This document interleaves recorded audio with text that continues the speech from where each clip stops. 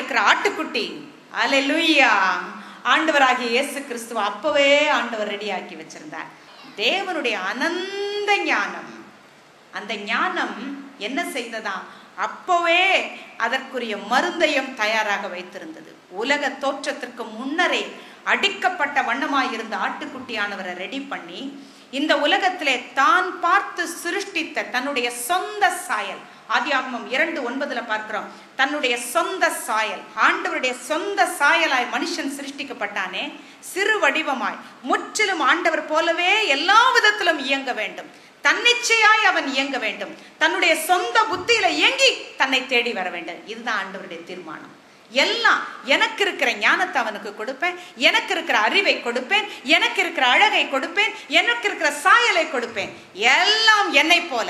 அவனுக்கென்று ஒரு சுய சிந்தனையை, அவனுக்கென்று ஆவியை, ஆத்மாவை, சரீரத்தை எல்லாவற்றையும் கொடுத்து அதன் நடுவில் அவனுக்கு இந்த உலகத்தை காண்பித்திருக்கிறேன்.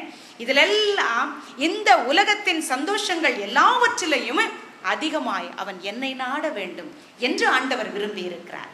ஆகவே தான் அவருடைய அனந்த ஞானம் அழகாய் தன்னுடைய சொந்த ஐக்கனை, தன்னுடைய சொந்த இமேஜ், தன்னுடைய சொந்த சாயலை மனுஷனாய் சிருஷ்டிக்க வைத்தது. இந்த வார்த்தையை 2 இடத்துல தான் உபயோகப்படுத்தி இருக்கிறார்கள். ஒன்று, ஆண்டவர் தன்னுடைய சொந்த சாயலாய் மனுஷனை சிருஷ்டித்த இடத்துல.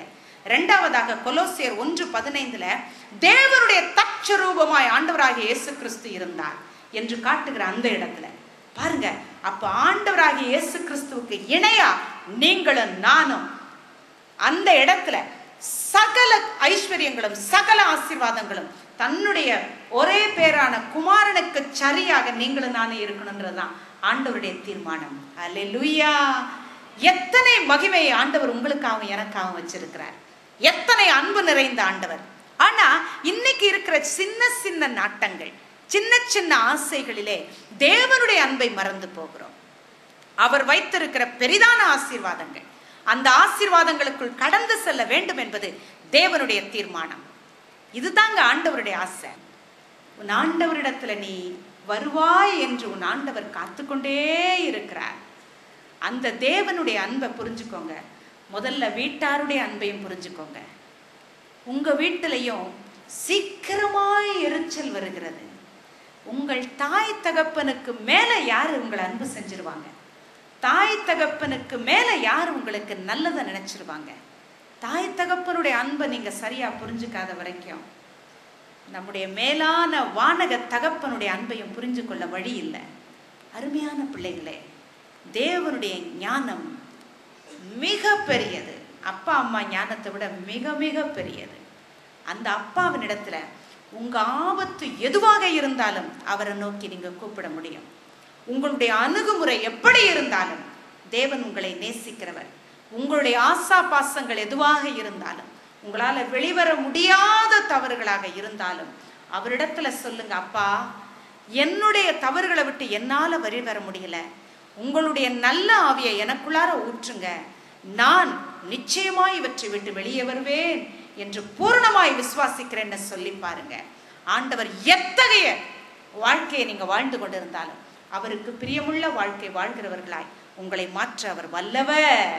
ஹல்லேலூயா! இந்த நாளிலுமே பவுல் அப்போஸ்தலர் சொல்றாரு, தேறினவர்களுக்குள்ளே நான் தேவ ஞானத்தை பேசுகிறேன். இந்த தேவ ஞானம் பிசாசுக்கு தெரியல. ஆகவே தான் அவன் என்ன செய்தான்? வருகிற மனுஷனை, சிருஷ்டிக்கப்பட்ட அந்த மனுஷனை அவனுடைய வாயின் வார்த்தைகளினாலே பிடிக்க ஆசைப்படுகிறான். இந்த வார்த்தையை வைத்துத்தான் ஒரு மனிதன் தோற்று போவான் என்பதை அவன் அறிந்திருக்கிறான். நீங்க பேசுற வார்த்தைகளினாலே எங்கே தோற்று கொண்டிருக்கிறீர்கள் என்பதை நாம் பார்க்க போகிறோம். அவன் ஆதியாகமம் 3வது அதிகாரம் 1 உள்ள வசனங்களை நீங்கள் வாசித்தீர்கள் என்றால் அவன் என்ன சொல்லுகிறான்?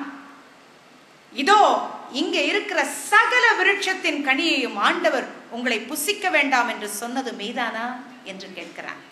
பாருங்க, 2 மரங்களை வளர வைத்திருக்கிறார். ஒன்று ஜீவ விருட்சம், இன்னொன்று நன்மை தீமை அறியத்தக்க கனி. இந்த 2ம் வளர்ந்து வருகிறது. அது வளர்ந்து முளைக்க பண்ணினார் என்று வேத புத்தகத்திலே பார்க்கிறோம். 9வது வசனத்துல அது முளைக்க பண்றார். அது முளைச்சு பெருசா வந்து கனி கொடுக்கிற வரைக்கும் ஆதாமும் ஏவாளும் அங்கதான் இருந்திருக்கிறாங்க.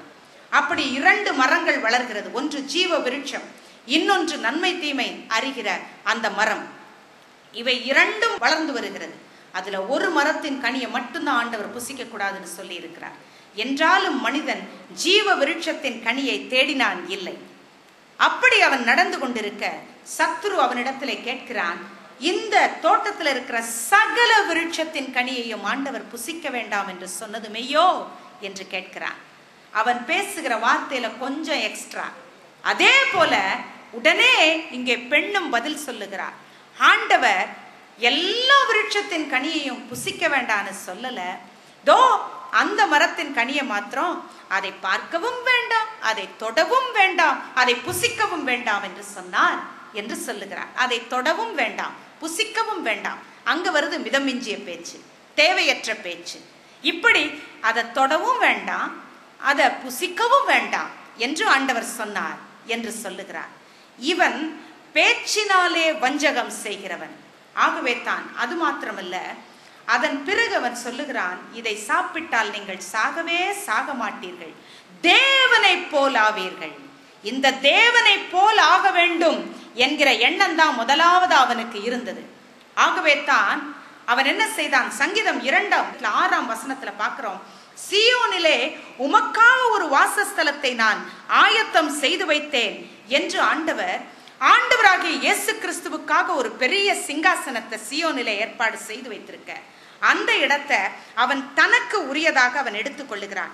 அது மட்டுமல்ல, யோபுவின் புத்தகத்துல உத்தர மண்டலத்திலே அவர் வெட்ட வெளியை, உத்தர மண்டலம் என்றால் இந்தியர்களுக்கெல்லாம் தெரியும், உத்தர பிரதேஷ்னா என்னன்னு தெரியும், அது வட பிரதேசம்.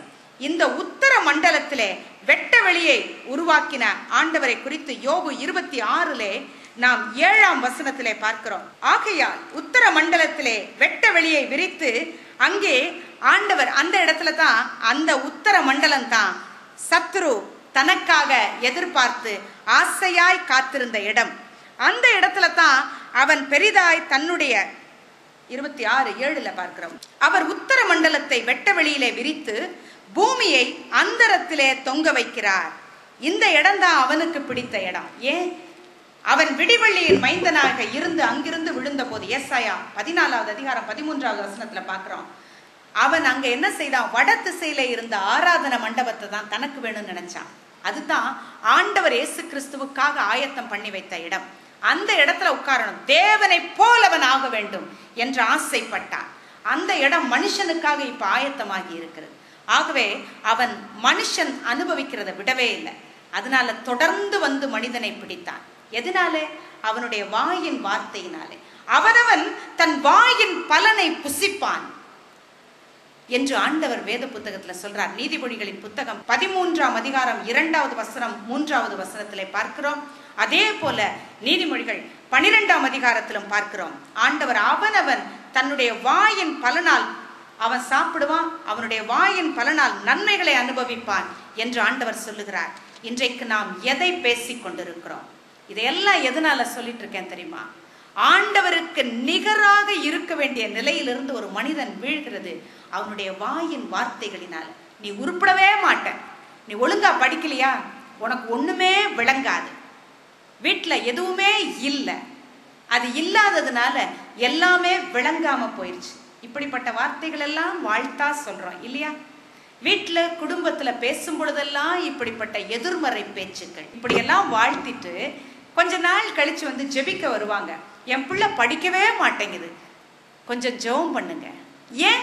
நீங்க வாழ்த்தின வாழ்த்தெல்லாம் அங்க மெய்யாயிட்டு இருக்கு, உங்க வாயின் வார்த்தைகள் எல்லாம் அங்க மெய்யாயி கொண்டிருக்கிறது. ஆனால் அதன் பிறகு நீங்கள் அதை குறித்து அழுகிறீர்கள். வீட்டில் எது இல்லையோ அதை பார்த்து தேவனுடைய ஜீவனுள்ள வசனங்களை சொல்லி இல்லாதவைகளை இருக்கிறவைகளை போல அழைக்கிற தேவனை நம்பி நீங்கள் அங்கே செபித்து பாருங்கள், கர்த்தர் மேன்மையுள்ள ஆசீர்வாதத்தை கொடுப்பார். ஆமென். அதை விட்டுட்டு பல வேளைகளிலே நீங்களும் நானும் என்ன பேசுறோம்? நீங்கள் என்ன பேசி கொண்டிருக்கிறீர்கள்? வீட்டுல பேசுகிற வார்த்தைகளிலே கர்த்தருக்கு பிரியமுள்ள வார்த்தைகளை நாம் பேசி கொண்டிருக்கிறோமா? மரணமும் ஜீவனும் நாவின் அதிகாரத்துல இருக்கிறான். நாக்குல என்ன பேசுறோமோ அது வாழ்வாகும். நாக்குல என்ன பேச்சு வெளியே வருகிறதோ அது மரணமாகும். நீங்க மரணத்தை பேசிக் கொண்டிருக்கிறீர்களா? ஜீவனை பேசிக் கொண்டிருக்கிறீர்களா?